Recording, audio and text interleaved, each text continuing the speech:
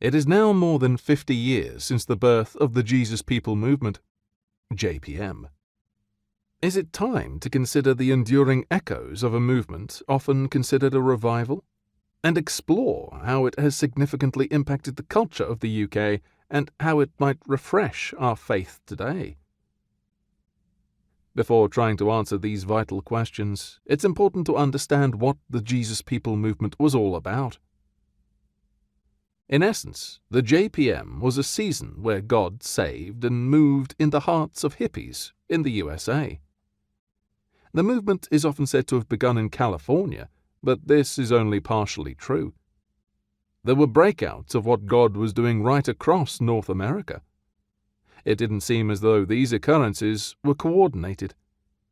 However, as the movement grew, Jesus People soon began to swap notes and exchange ideas. The movement began against the backdrop of enormous social upheaval in post-war America, with a church seemingly unable to connect with the youth and counterculture of the day. Hippies who had met Jesus would have felt like fish out of water.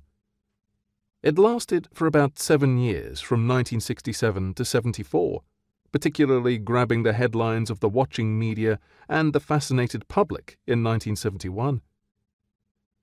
Initially, converted hippies reached people like themselves. Often called street people, they chatted about Jesus on the pavements and invited people into their communes. Discipling of new believers, many from dysfunctional families, took place, and everything happened so quickly it was difficult to pause for breath. A few established churches were supportive, but the majority were not. Later, existing Christian youth jumped on the bandwagon too, as they'd become disillusioned with the dinosaur-like faith of their parents' generation.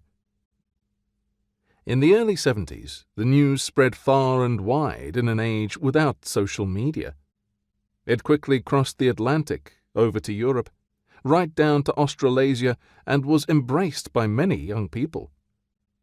Homegrown Jesus People ministries were initiated, with the USA being the lead inspirators,